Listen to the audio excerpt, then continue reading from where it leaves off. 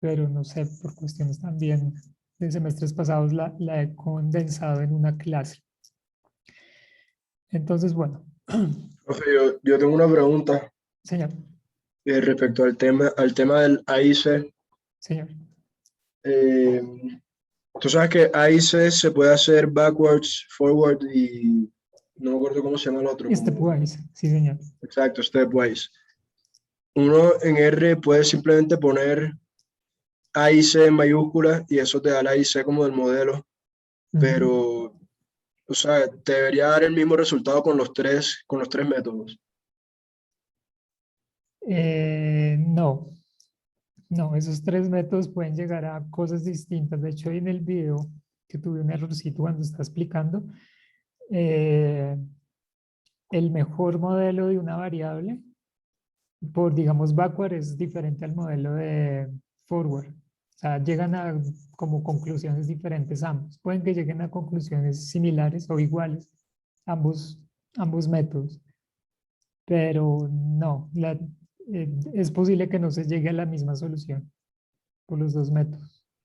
Ok, y la función que te acabo de decir, que uno simplemente escribe AIC en R, Ujú. ¿ese qué método utiliza? No, ese lo único que hace es calcular el AIC del modelo. O sea, ahí es como el AIC, creo, él calcula la fórmula que yo les di de n por el logaritmo de la suma de cuadrados del error menos n por el logaritmo de, mentiras, esa no. Él calcula es n por el logaritmo de la función de verosimilitud más dos veces k. Es la que él calcula y eso es lo que les sale a ustedes. Entonces, si ponen el modelo en el AIC, él les arroja el AIC de ese modelo como tal. Las, digamos, las formas para sacar el stepwise, backward, forward y todo ese cuento, esto sí es como se los comenté en clase, bueno, en el video, que es con esta función step o con esa otra librería lips, creo que es, en el que uno dice como, bueno, voy a hacer backward, forward, y entonces él sí selecciona por los AICs. O sea, ese es como su criterio para ir incorporando y sacando variables, el AIC. Pero digamos la función Ok, AIC solita sí es para solo calcular el AIC. ok, o sea, para salir de dudas, cuando uno utiliza como AIC en R, es para encontrar simplemente el AIC, pero cuando uno utiliza como el método forward y backward, es para como encontrar el mejor modelo. Exacto, sí, señor. Sí, tal cual. Ok, ok, perfecto. Vale, gracias, Diego. Vale. Bueno, bueno. Entonces, multicolinealidad. ¿Qué es lo que pasa? Que es que yo les hablé de un mundo fantástico, un mundo así de arcoíris, tal cual como lo dice Genano. Y yo les decía como, ay, no, esto es así, entonces los encuentran las diferencias porque los datos son bonitos y entonces todo sigue una distribución normal y hay unos supuestos que por detrás están cumpliendo, ¿cierto? Pasa lo mismo acá. Aquí hicimos unos supuestos que no les comenté, pero bueno, fuimos de hecho tratando poco a poco para llegar como a estimar estos modelos. O sea, bajo esos supuestos, estos modelos funcionan y encontramos que realmente existe una relación, si existe, entre beta 1 y que es significativa y todo el cuento. Entonces uno pues se come el cuento, ¿cierto? Uno dice, bueno, pues eso funciona así porque sí, pero por detrás hay unos supuestos que me está diciendo que los datos siguen una distribución normal. Eh, exacto.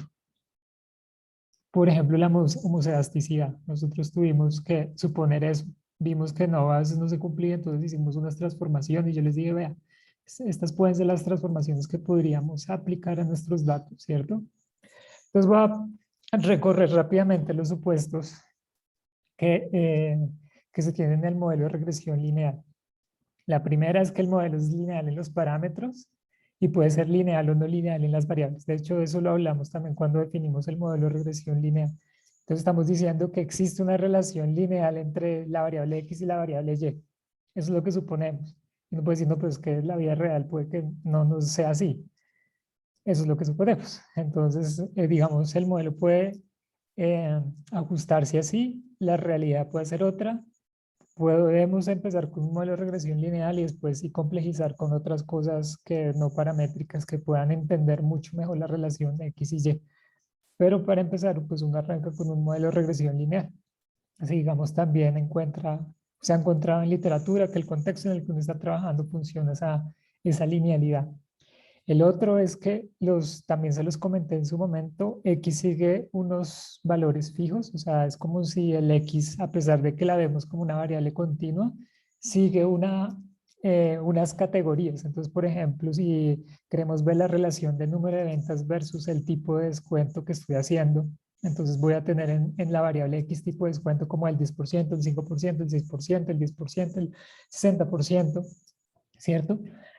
Parece una variable continua, eh, perdón, parece una variable continua, pero va a tener unos valores fijos, ¿listo? Tampoco es que sea una variable categórica, va a ser una variable que tiene unos valores fijos. Entonces, bueno, ese es un poco raro, pero es cómo se trabaja para evitar que esa variable X sea aleatoria, ya que se necesitan otras cosas muy similares para ajustar esa aleatoriedad al modelo de regresión lineal. Bueno, el siguiente corresponde que el valor medio de la perturbación E es igual a cero, eso lo vimos, que correspondía que si yo tenía, que si mi función de regresión lineal me traza como los puntos medios de todas las ocurrencias de Y en estos valores de X, ¿cierto?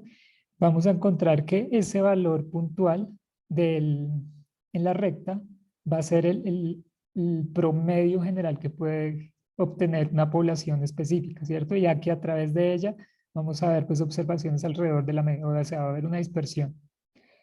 Y pues entonces eso quiere decir que efectivamente nosotros entendemos muy bien nuestra relación X y Y, ¿cierto? No va a haber ningún desfase de este punto medio hacia otros lados, ni los puntos van a estar disgregados por un lado corridos, ni por el otro, sino que van a estar centrados sobre la media. El siguiente corresponde a ahora sí, a la homoscedasticidad o varianza constante del error. ¿Listo? Eso quiere decir eh, que pues nada, la varianza del error va a ser sigma cuadrado o también en otras palabras que estamos explicando muy bien la variable X con la variable Y con la variable X. ¿Listo? ¿Por qué? Porque si no lo estuviéramos contemplando, que también lo vamos a ver más adelante, si no estuviéramos contemplando eso, o por ejemplo que necesitamos incluir una variable X de más, entonces nos va a parecer que el error no va a seguir esa distribución igual a cero, ¿listo? Esa distribución normal y que va a estar centrada en cero. Sino que pues vamos a tener todos esos líos de heterocedasticidad, tal cual como, este sí ya es muy familiar para ustedes, tal cual como el ANOVA, que estamos esperando que a través de los grupos haya homocedasticidad o varianzas iguales, pero entonces va a ser posible que no la encontremos. Y las causas también son muy similares a las que les expliqué en su momento, que es como recolección de datos o el contexto, por ejemplo, que yo estoy intentando aprender, mi modelo es de aprender de errores, entonces pues en el tiempo yo voy a tener menos errores que al inicio digamos, de la práctica de cierta actividad. Entonces eso me va a llevar a que exista heterocedasticidad, por ejemplo, el típico ejemplo de, bueno, ¿cuánto gano y cuánto gasto? Si gano muy poco, pues gasto muy poco. Si gano mucho, pues voy a encontrar este tipo de distribuciones en esas categorías donde se gana mucho. Eh, no hay autocorrelación entre las perturbaciones. Bueno, esto lo vamos a detallar también cuando veamos el supuesto de autocorrelación.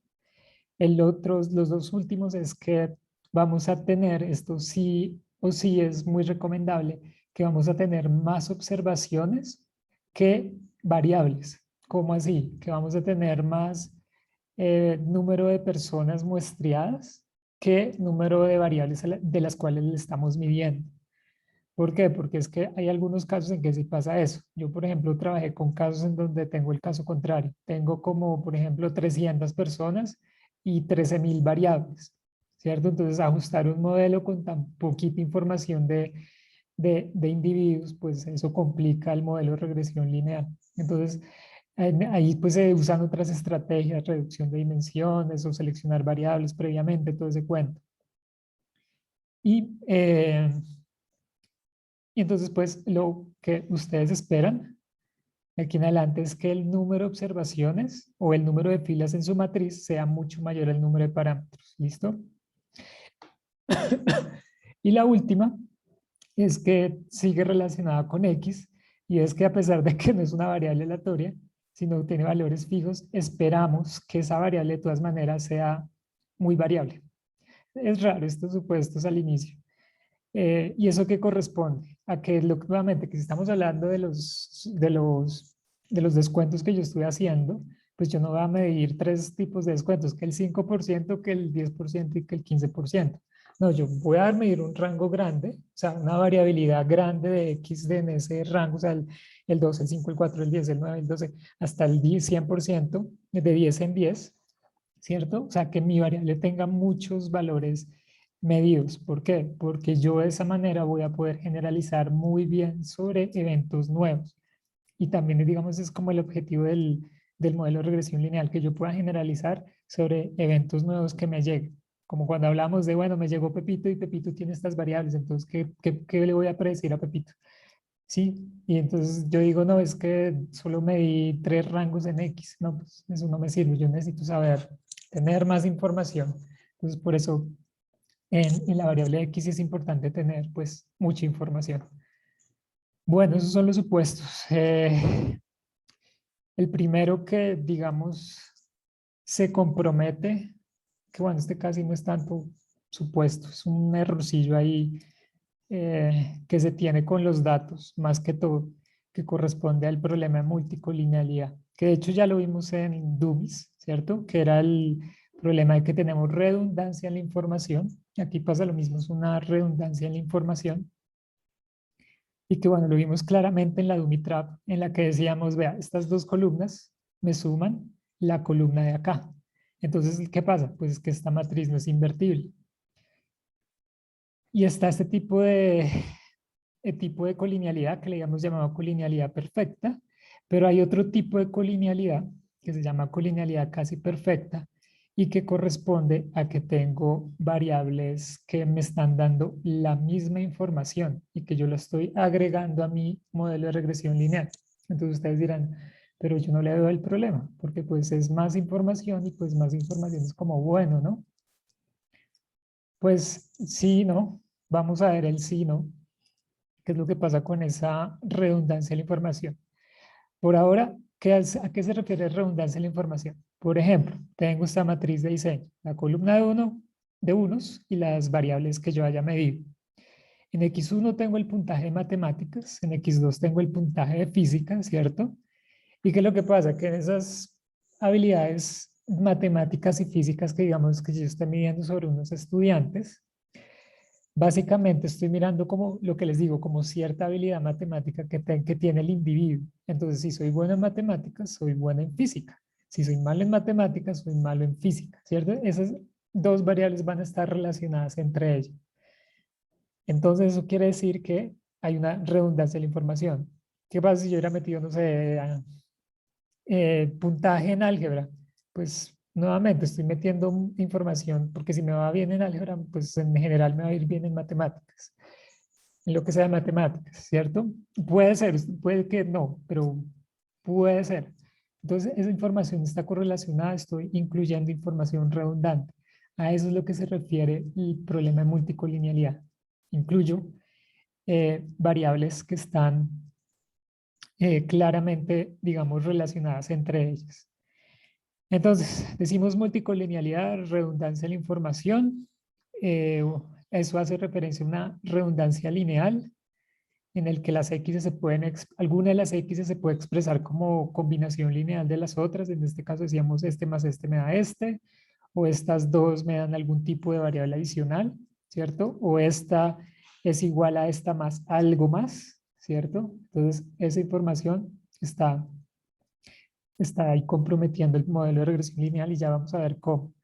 Entonces, ¿qué es lo que pasa en multicolinealidad? Hay una multicolinealidad perfecta que va a ser este caso en que esta columna más esta columna me da exactamente esta columna. Y la otra es que hay una colinealidad casi perfecta en la que yo puedo prácticamente regresar una variable respecto a la otra. Fíjense que aquí yo estoy diciendo que x1 es igual a gamma 1 más gamma 0 más gamma 1 x2. O sea, cogí dos variables y monté un modelo de regresión lineal prácticamente con esas dos variables, están correlacionadas. Y este alf gamma es significativo. Entonces, eso me quiere decir pues que tengo ese problema de multicolinealidad casi perfecto. ¿Listo? Entonces, bueno, ¿qué es lo que pasa? Que en el caso de la multicolinealidad perfecta, vimos que nosotros aquí todos contentos hacemos el x traspuesto x y vamos contentos por acá y vamos a sacar la inversa, acomodamos nuestros términos y pues encontramos que la determinante de esta matriz inversa es cero. O sea, es una matriz no invertible. Yo les decía, bueno, entonces como no es invertible, pues R les va a decir, no, venga, no voy a poder eh, calcular la matriz X traspuesta a X, sacar la inversa y por lo tanto no voy a poder calcular los betas. Entonces ahí pues nos fregamos. Señor. Diego, ¿puedes volver un segundo a la diapositiva anterior? Si uno cambia uno de esos valores que se encuentran en la columna de X2, digamos, el primer valor que es un 1, a un 0,9, eso ya como evita el problema de multicolinealidad o todavía seguiría por la semejanza de los datos. Sí, en general la multicolinealidad se mide es por la relación que tiene el vector de la columna x1 con el vector de la columna x2. Entonces, hay buena pregunta, ¿no? Como dice, bueno, ¿y yo cómo sé que es muy fuerte la correlación o la relación entre esas dos variables? Ya lo vemos. Hay unas métricas que se conocen como el BIF, el factor de inflación de la varianza, que nos va a decir lo siguiente. Vean, si yo meto esta variable con esta variable, los betas que yo estime van a tener una varianza de Padre y Señor nuestro, o sea, grandísima, ¿cierto? Va a ser grande. Y pues eso va, ahora les muestro cuáles serían las implicaciones sobre los alfa, sobre los betas estimados. Pero entonces sí, hay una medida y un punto de corte en esa medida que te cuento que dice, bueno, yo de aquí hacia el muy grande voy a decir que eh, están muy correlacionadas, ¿listo? Esas dos variables. Y de hecho el punto de corte es como muy arbitrario en literatura, es como, bueno, y escogamos este porque pues es grande, ¿listo? Pero de todas maneras, nuevamente, uno puede decir, si uno está parando un contexto donde uno dice, no, este parámetro o este punto de corte es muy alto para mi contexto, entonces yo lo voy a correr. O sea, no hay que, no, es que es ese porque el libro los dice, sino pues hay criterios que uno puede establecer. ¿Listo? Entonces ya de hecho ahorita vemos el criterio. Dale, Entonces, gracias. vale, entonces tenemos el problemita. Vean, llegamos a multicolinealidad perfecta y pum, aburridos. La matriz no invertible, R nos bota el error. Por otro lado, la multicolinealidad casi perfecta, R llega y dice, bueno, pues sí lo pude hacer, porque fíjense aquí es igual a cero la determinante de esta nueva matriz. Aquí es próxima a cero.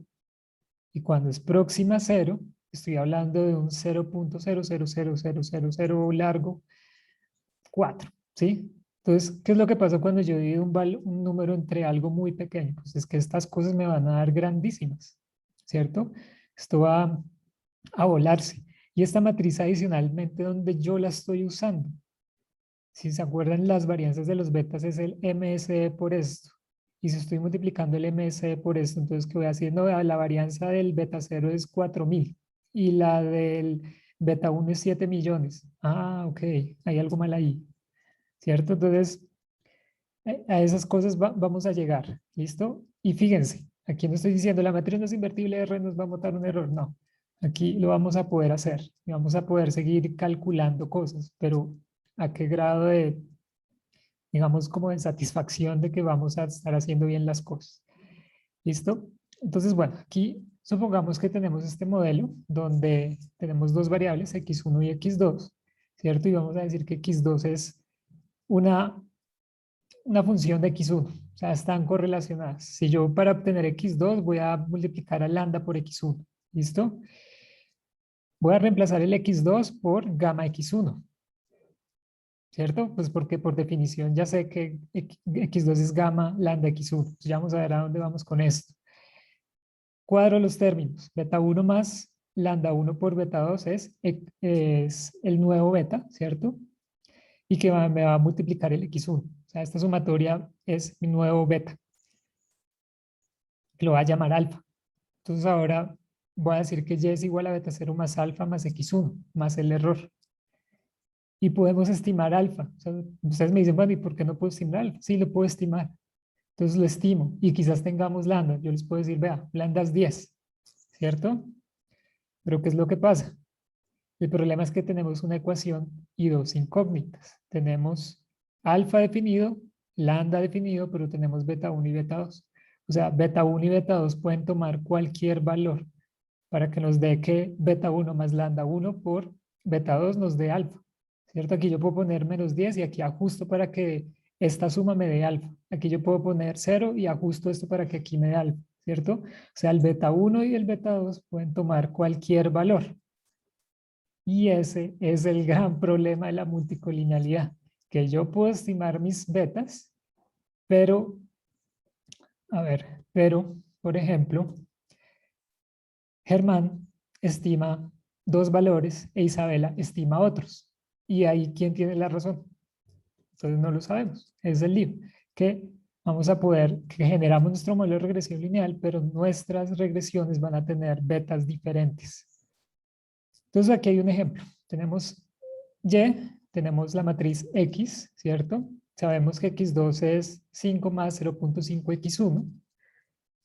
Y nos pasa lo siguiente, pues lo que les acabo de decir. Estimamos un modelo de regresión lineal donde el impacto de X en Y es de una unidad y de X2 a Y es de 18.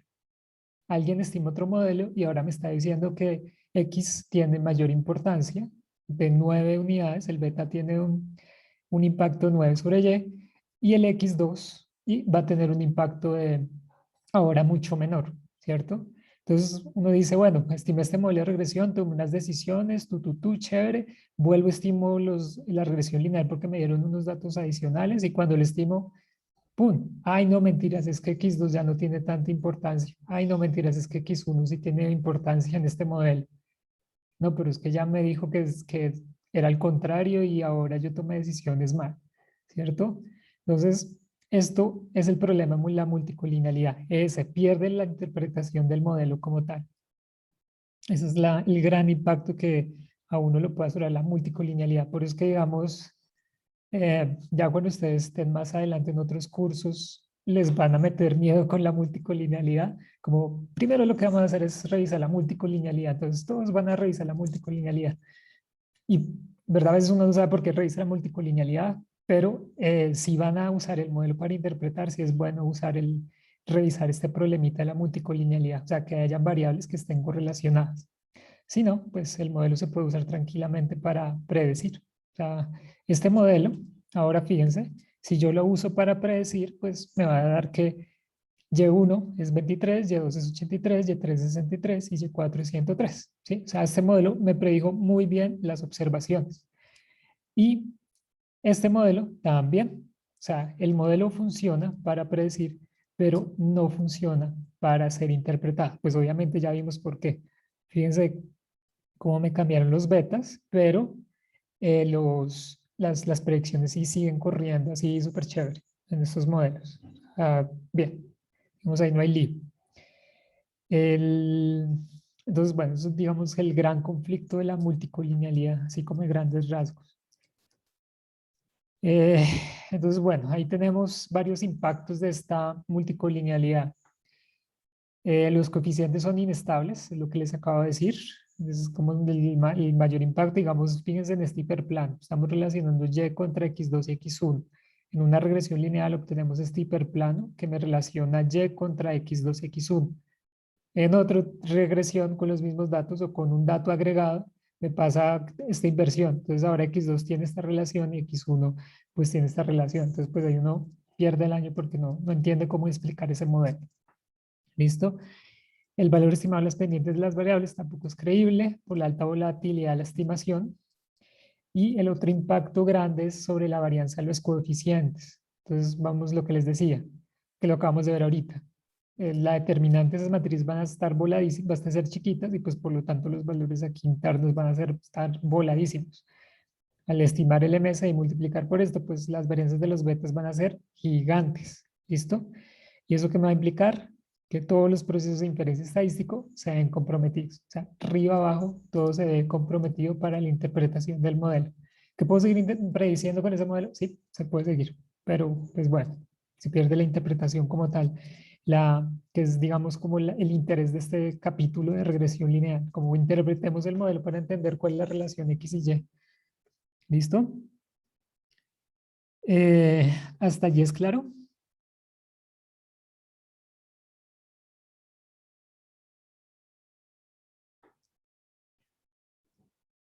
Sí, profe. Ah, bueno, súper. Los demás.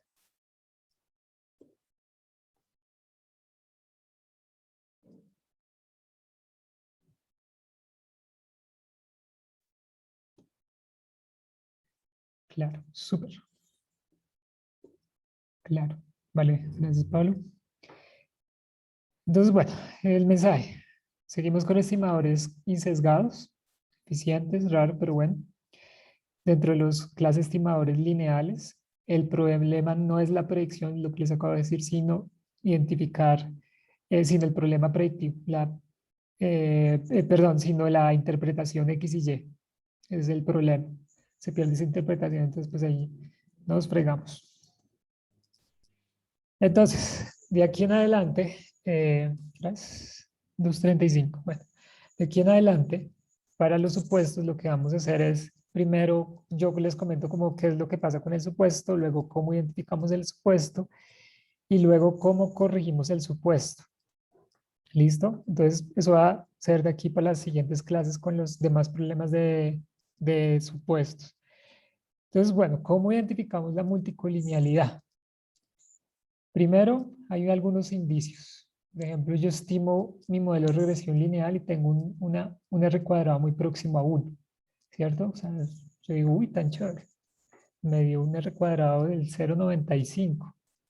Vean, tengo un modelo del 0,95 del R cuadrado. Y entonces uno va a revisa un poquito más abajo y mira, bueno, globalmente es significativo el modelo, pero los betas no son significativos. Pero de momento, o sea, me está diciendo que su modelo predice bien, pero los betas no son significativos. O sea, esos betas, o sea, no hay ninguna relación entre el X y el Y, pero de todas maneras está bien ajustado el modelo. Entonces, cuando ocurre eso, que es raro, eh, entonces tenemos problemas de multicolinealidad. Es un indicio. ¿Listo? El otro que pueden hacer es llegar y, digamos, calculan su modelo de regresión lineal, tienen unos betas y le quitan unos datos aleatorios, unas observaciones aleatoriamente.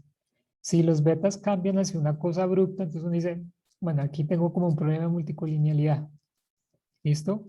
Como cambios drásticos en esos coeficientes por sacar o meter nuevos datos.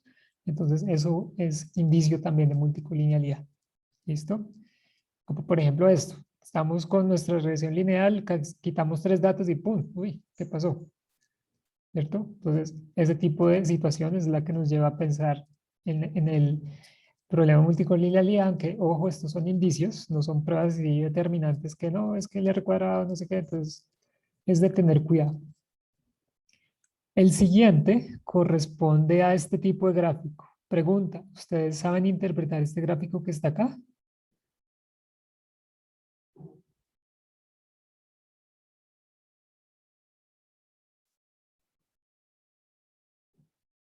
Este gráfico aquí de estas distribuciones, valores de aquí, estas rayitas de por acá, ¿lo saben interpretar?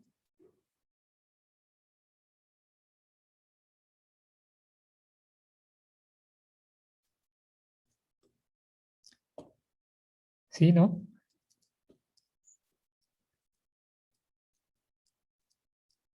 ¿No? Bueno, entonces, ¿qué es lo que pasa? ¿Qué tenemos en este gráfico? Este gráfico es un gráfico de pares.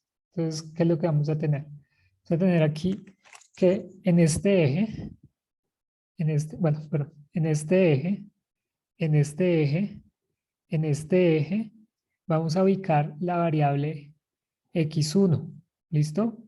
En este eje, en este eje y en este eje vamos a ubicar la variable x2.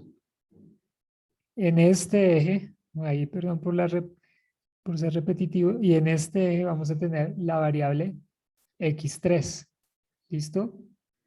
Y en el eje y en este lado voy a tener la variable x1 y en este eje voy a tener la variable x2. Y en este eje voy a tener la variable x3, ¿cierto? Entonces, ¿qué es lo que me hace este gráfico de manera interesante? Me plotea todas las gráficas, todas las variables contra las mismas variables. Entonces, ¿qué lo va a tener aquí? X1 contra X1. Como X1 contra X1 me va a dar una línea recta, entonces pues yo aprovecho este espacio para sacar la distribución de los datos. ¿Listo? ¿Cómo es la distribución? Luego en el siguiente, tengo x2 contra x1. Entonces estoy mirando cómo es la relación x2 contra x1. Veo una tendencia y pues en multicolinealidad, yo, en mis datos de x, en mi matriz x, yo espero no encontrar variables que estén correlacionadas entre ellas. ¿Cierto? ¿Por qué? Porque ya lo acabamos de decir, tengo problemas de multicolinealidad. Entonces aquí habría un problema. Yo veo esta tendencia entre la variable x2 y x1. En la de abajo, ahora tengo ese x3 en y x1 en x. Entonces vuelvo y reviso. Al parecer también tengo otra tendencia o relación entre x1 y x3.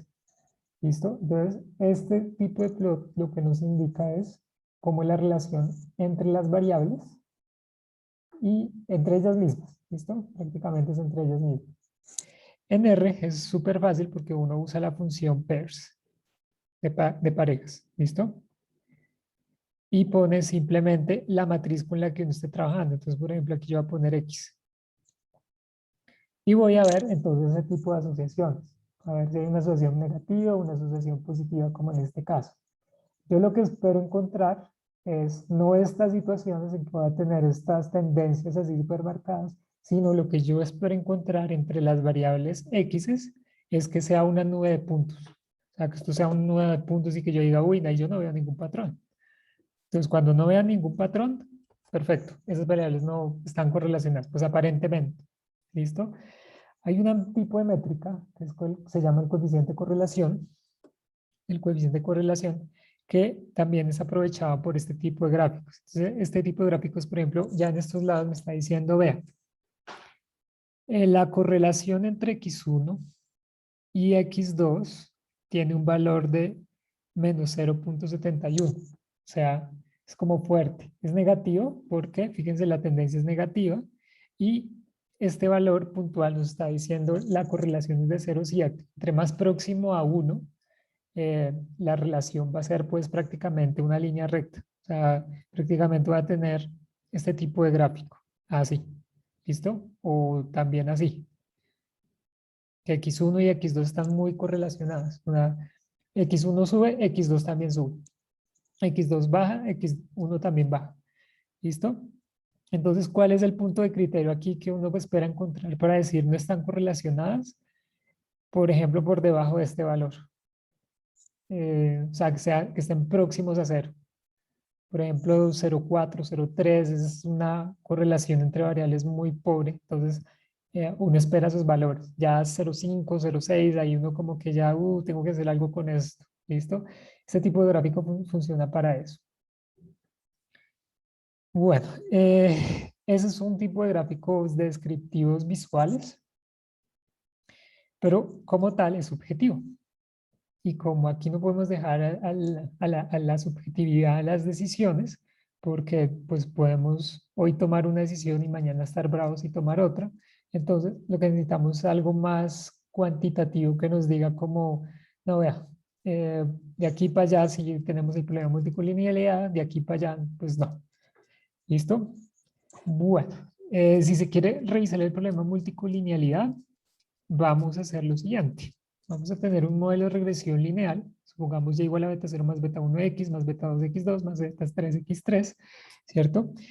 Y lo que vamos a hacer es generar la regresión lineal de cada una de las variables contra las otras. ¿Cómo así? Ah, pues voy a coger x1 y hago una regresión lineal con x2 y x3.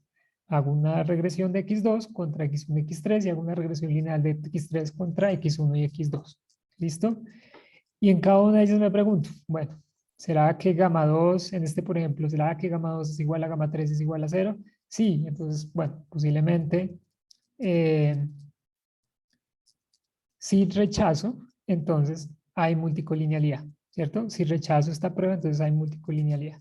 Y así para el resto, ¿cierto? Pero bueno, no vamos a hacer eso prácticamente. Vamos a hacer algo más sencillo, que corresponde a calcular, ahora sí, a la pregunta de Pablo, un valor que me diga que si yo incluyo variables muy correlacionadas, entonces voy a tener ese problema en el que inflo mucho la variabilidad de mis betas y pierdo toda la inferencia estadística de mi modelo, toda la interpretación de mi modelo. Esa métrica se conoce como el factor de inflación de la varianza, factor de la inflación de la varianza, o BIF en inglés, variance inflation, bueno, no sé, factor, algo así por ese lado. ¿Y qué es lo que hace? Entonces lo que hace el BIF es lo siguiente. Lo que hace el BIF es, bueno, yo calculo un BIF para cada una de las variables. ¿Esto qué es? Esto es una relación de 1 sobre 1 menos el R cuadrado J. Entonces uno dice, bueno, ¿qué es ese R cuadrado J? El R cuadrado J es el R cuadrado que se obtiene en la regresión XJ versus el resto de las variables. Entonces por eso les decía, vamos a generar una regresión lineal para x1, x2 y x3. Entonces vamos a calcular un BIF para x1, un BIF para x2 y un BIF para x3. ¿Listo? Y vamos a ver qué es lo que pasa. Entonces, si el BIF es, bueno, se interpreta como un factor que muestra el incremento en la varianza, que era lo que les decía, debido a la multicolinealidad, prácticamente. Y yo lo que puedo hacer es expresar mis varianzas de mis betas como el MSE sobre la varianza normalita que siempre hemos estimado, que es la varianza aquí de los X, por el BIF, ¿cierto? Entonces el BIF nos puede quedar incluido. Si esto es muy grande, pues esto se infla enormemente. Si esto es pequeño, pues no va a ser como un gran cosa. O sea, si esto es próximo a 1, entonces no va a haber problema. Aquí más detalles. Entonces, por ejemplo, ahora sí vayámonos un poquito más al detalle. ¿Cómo funciona esto? Vamos a tener x1, x2 y x3, ¿cierto? Calculamos un R cuadrado para cada uno de estos modelos. Entonces, genero este modelo y calculo el R cuadrado. Con este R cuadrado, pues lo que hago es calcular el BIF. Es 1 sobre 1 menos el R cuadrado 1. Y así para los demás. ¿Listo? Entonces, por ejemplo, para este, el R cuadrado me dio 0,95. ¿Eso qué quiere decir? Que estas variables se ajustan muy bien para entender esta x1. Pues eso no es como bueno, ¿cierto? Entonces, al calcular yo mi BIF, me va a dar que es 1 sobre 1 menos 0,95. Eso es 20. ¿Esto qué quiere decir? O sea, hace 20, ¿qué quiere decir? Quiere decir que la varianza del beta 1 es 20 veces más grande a la que se obtendría si se tuvieran variables no correlacionadas. O en otras palabras, yo incluyo x1, x2, x3 y la varianza de los betas se me inflan 20 veces. Entonces, ahí uno queda como, no, ok, alto, tengo que cuadrar esto porque pues no voy a poder interpretar el modelo como tal, ¿cierto? Y pierdo el poder inferencial que tengan estos modelos, queda comprometido. Entonces, hago algo con X1, vamos a ver qué se hace. Y entonces ahí la pregunta, bueno, me dio 20, yo cuando digo que el BIF es muy grande. Entonces, hay una regla del dedo gordo que establece que si se tiene un BIF mayor a 10, entonces hay problemas de multicolinealidad, ¿cierto? ¿Por qué un BIF mayor a 10? Porque el R cuadrado es de 0,90, creo. O sea, si calculamos el BIF de 1 sobre 1 menos 0,90 me va a dar 10. ¿Listo? Entonces, cualquier BIF de 10 para arriba, yo tengo problemas de multicolinealidad. ¿Qué hago? Puedo hacer varias cosas. Así como digamos también de rapidez es eliminar una de esas variables. ¿Listo? Sacarlas. Porque pues es redundante, entonces yo para qué tengo información redundante que me va a comprometer mi modelo para interpretar. Pues entonces quito una variable. podría ser una opción, ¿listo? No siempre es la regla así, pero podría ser una opción. Si el BIF es menor a 10, entonces pues estamos diciendo, las puede incluir, no va a haber una inflación tan grande de los betas, no va a ser tan grave para el proceso inferencial. ¿Listo? Por otro lado, hay otra medida que es pues totalmente análoga al BIF, que entonces el BIF es esta métrica que teníamos acá, 1/1 menos el R cuadrado, y aparece otra que se conoce como la tolerancia, o sea, yo cuánto permito que sea el, prácticamente el R cuadrado que voy a permitir. Y entonces por eso vamos a tener 1 sobre el BIF, que va a ser 1 menos el R cuadrado de la regresión que yo haya calculado, ¿cierto? Entonces si tengo un BIF de 10, ¿cuál sería mi tolerancia? Sería 1/10, exactamente 0,9. Entonces la tolerancia sería 0,9. O sea, yo permito una tolerancia de 0,9. De 0,9 para arriba, no, tengo problemas de multicolinealidad. De 0,9 para abajo, pues soy un poco más laxo. Aunque para mí eso de hecho ya es mucho. O sea, yo normalmente trabajo con 0,5, 0,6. También depende del contexto. Eh, Como tal, en este supuesto, bueno, en este problema no va a haber, no hay una prueba de hipótesis de como, prueba de hipótesis, si hay multicolinealidad. Alterna, no hay multicolinealidad, ¿cierto? En este caso no va a verse esta situación con pruebas de hipótesis. Lo que sí vamos a trabajar es más que todo con el BIF. Entonces, cuando ustedes calculen su modelo de regresión lineal, pueden usar la función BIF y él les va a decir, vea, estos son los BIF de sus modelos, de sus variables. O sea, él prácticamente, si meten 20 variables, él va a montar todo esto. Y la salida van a ser los BIF de cada una de las variables. Entonces, en ese orden de ideas, uno lo que hace es, es seleccionar, revisar numéricamente cuáles son mayores a 10 y hacer algo al respecto. Eliminarlas, moverlas, pegarlas, ¿cierto? Bueno, creo que nos alcanzó todo el tiempo. Corrección de la multicolinealidad. Concluyamos esto para que no nos quede como mucho la clase. Entonces, fíjense que ahora lo vamos a corregir. Ya vimos el problema. Se, no se puede invertir la matriz o se puede invertir, pero si la invierto, entonces voy a tener problemas en la interpretación del modelo, pero no en la predicción del modelo. No va a poder hacer inferencia estadística porque pues las varianzas de los betas van a ser una cosa absurdamente grande. Y tengo algunas métricas como el BIF, la tolerancia, los gráficos, los indicios de que tengo multicolinealidad. Entonces, ¿qué es lo que puedo hacer con la corrección? ¿Qué es lo que puedo hacer con la multicolinealidad? La primera opción es dejar eso quieto, no hacer nada, si yo quiero usar mi modelo de regresión lineal para predecir. ¿Listo? Entonces, bueno, la predigo y ya, y fin, se acabó el cuento. Pero si quiero interpretar, entonces pues ya vimos que como que no. ¿Cierto? La primera opción es quitar las variables redundantes. Entonces, si hay información repetida, pues lo más obvio es quitar alguna de ellas. ¿Cuál? Depende del contexto y de la expertise de que se tenga para decir, vea, esta variable me puede representar la otra y la otra, y la que se queda me generaliza mucho más, ¿cierto? O sea, digamos, si yo tuviera cálculo, álgebra, aritmética y matemáticas, pues yo voy a dejar matemáticas que me generalizan las otras variables. ¿Listo? En la práctica es usual quitar la variable x que tenga el BIF más grande. Entonces, si yo veo un BIF de 300, de 30, de 40, chao el amigo. ¿Cierto? Si las siguientes son más pequeñas, pues entonces ahí las voy dejando. Es, digamos, como el método más fuerza bruta, como quito y ya, se acabó el cuento. La otra sí ya es un poco más elaborada. ¿Listo? No pierdo información porque no la voy a quitar, pero sí voy a generar un nuevo tipo de variable. Entonces, ¿cómo es eso? Entonces, yo, digamos, tengo nuevamente matemáticas, aritmética, cálculo y álgebra, ¿cierto? Tengo esas tres variables. Entonces, yo en vez de quitarlas, las agrupo en una sola. ¿Cómo las agrupo? Pues las promedio. O sea, cojo los valores para una observación y los promedio. Para la segunda observación y los promedio. Esa variable promediada va a ser mi nueva variable. Me está generalizando, digamos, toda esa información redundante en una única variable. Y eso, pues, digamos, es como funciona. ¿Listo? Sí, bueno, en general tenemos los promedios ponderados. Entonces, simplemente promediar estas variables. estas columnas y dejarlas en una sola.